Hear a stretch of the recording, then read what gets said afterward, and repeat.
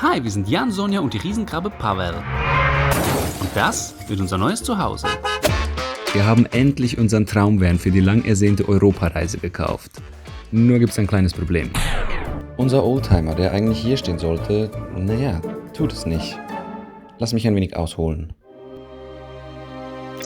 Wir schrumpeln in meinem heißgeliebten Planschbecken, als Sonja sich plötzlich schockverliebt. In einen Mercedes 407 aus den 80ern.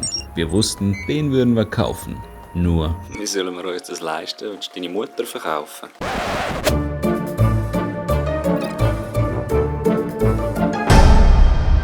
Die Kohle hatten wir also. Jetzt fehlt meinem 30-jährigen Arsch nur noch der Führerschein. Bis ich den gemacht habe, hat den Bus aber schon längst jemand anders gekauft. Deshalb fliegen wir mit einem Freund nach Berlin, um die dicke Kiste zu besichtigen und wenn alles passt, gleich mit nach Hause zu nehmen. Doch im Flugzeug kommen erste Zweifel.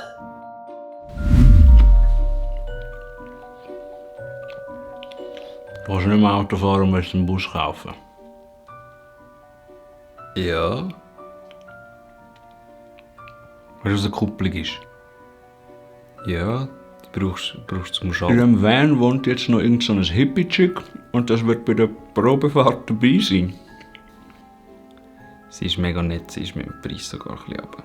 Und sie will nicht, dass er bei einem Mechaniker vorbeigeht, weil er das zu stressig wäre. Was läuft mit euch?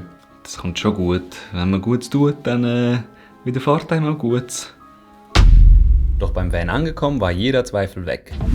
Schaut euch diese charmante Klapperkiste an. In echt fanden wir sie so geil, dass uns selbst die bis jetzt verschwiegene Info, dass der Motor ölfeucht ist, kein bisschen juckte. Das ist ein altes Auto, das ist normal, oder?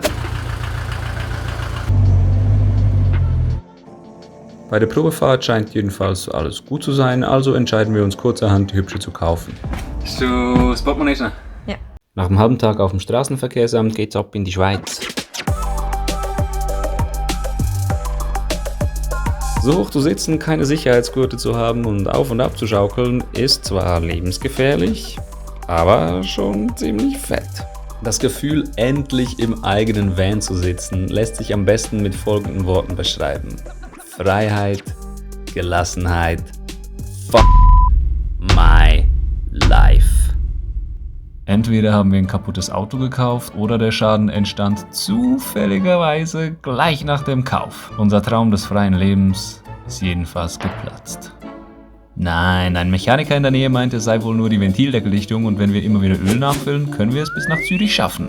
Wir waren sowas von erleichtert, dass es nichts Schlimmes war.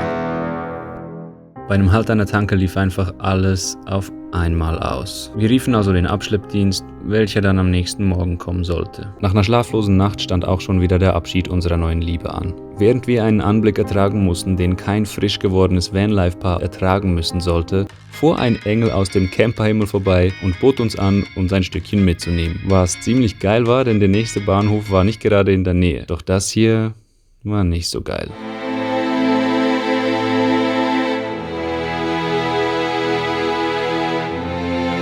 Schmellen! Unsere Heimreise findet also im Zug statt. Der Besitzer des Abschleppdienstes hat zufälligerweise auch eine Oldtimer-Werkstatt, in welcher er der Gurke und das Röckchen schauen und uns in der Woche Bescheid geben wird, was es mit dem Ölverlust auf sich hat. Das war keine einfache Woche. Und als dann der Mechaniker anrief, waren wir gespannter als ein Schnabeltier an der Kirmes.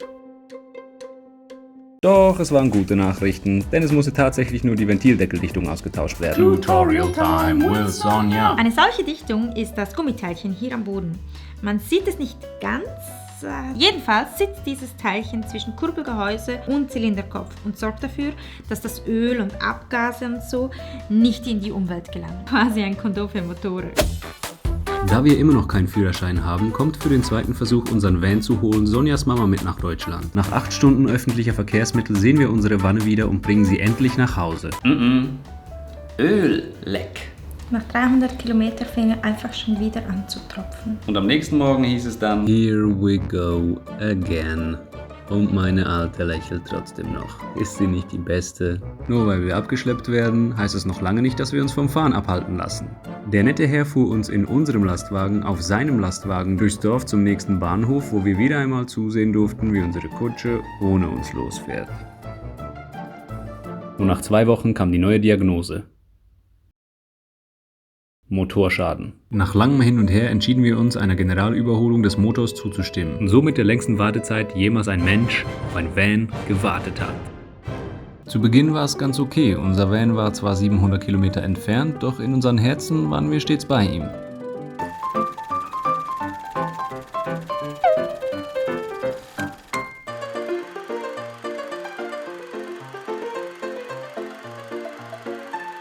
Doch bald wurde aus Vorfreude Verzweiflung. Da wir es nicht mehr erwarten konnten, versuchte jeder auf seine eigene Weise Vanlife auszuleben. Sonja verbrachte Tag und Nacht mit ihren Lieblings-Vanlifern und ich gewöhnte mich schon mal an den Lifestyle. Sprich keine Kleider waschen, nur noch Ketchup-Nudeln vom Gaskocher und bloß mit dem Spaten aufs Töpfchen. Zuerst hieß es, wir würden nur ein paar Wochen warten, doch aus Wochen wurden Monate und aus Monaten wurden, es blieben Monate, aber es waren lange Monate.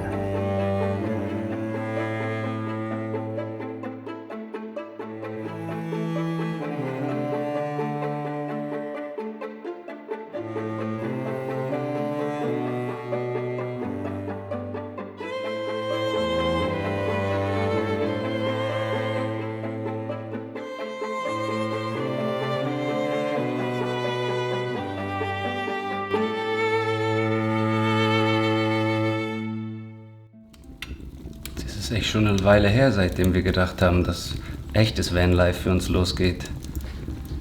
Manchmal wirkt Sonja fast schon ein wenig abwesend.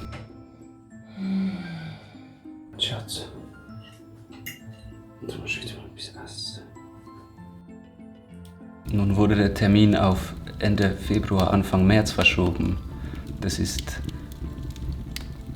nun schon fast ein halbes Jahr. Und dann, als es kaum aussichtsloser werden konnte,